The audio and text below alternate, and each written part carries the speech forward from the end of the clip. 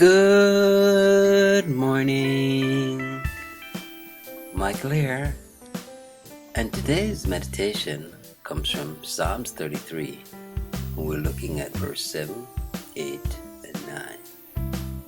Verse 7. He gathered the waters of the sea together as an heap.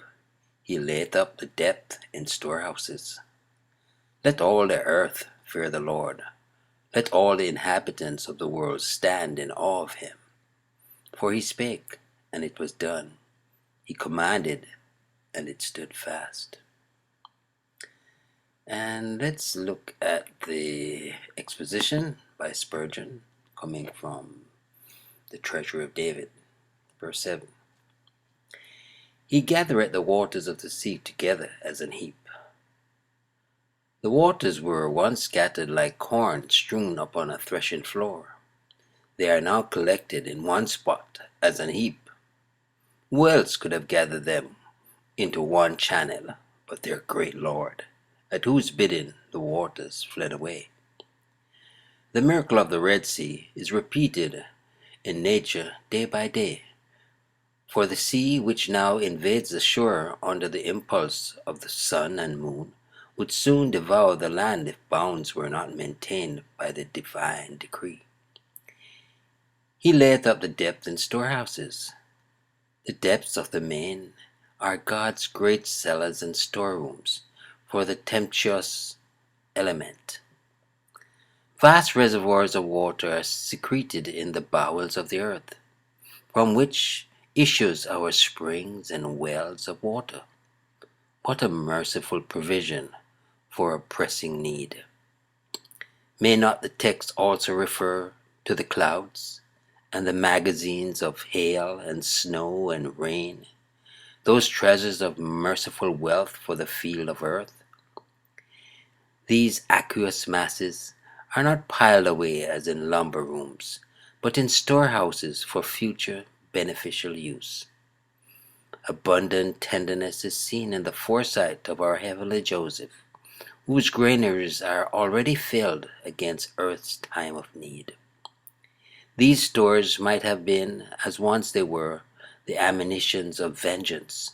They are now a part of the commissariat of mercy. Verse 8. Let all the earth fear the Lord, not only Jews but Gentiles. The psalmist was not a man blinded by national prejudice. He did not desire to restrict the worship of Jehovah to the seed of Abraham. He looks for homage even to far-off nations. If they are not well enough instructed to be able to praise, at least let them fear. There is an inferior kind of worship in the trembling, which involuntarily admits the boundless power of the thundering God. A defiant blasphemer is out of place in a world covered with tokens of the divine power and Godhead. The whole earth cannot afford a spot congenial for the erection of a synagogue of atheism, nor a man in whom it is becoming to profane the name of God. Let all the inhabitants of the world stand in awe of him. Let them forsake their idols and reverently regard the only living God. What is here placed as a wish may also be read as a prophecy. The adoration of God will yet be universal. Verse 9. For he spake, and it was done.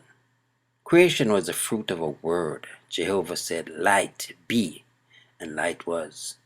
The Lord's acts are sublime in their ease and instantaneousness. What a word is this! This was the wandering inquiry of old, and it may be ours to this day. He commanded, and it stood fast. Out of nothing creation stood forth, and was confirmed in existence. The same power which first uplifted now makes the universe to abide. Although we may not observe it, there is as great a display of sublime power in confirming as in creating. Happy is the man who has learned to lean his all upon the sure word of him who built the skies. Powerful, awesome, and marvelous is the works of our God. Trust you enjoyed the meditation today. Michael here declaring yet again, Jesus is Lord. Until next time, walk good and be blessed.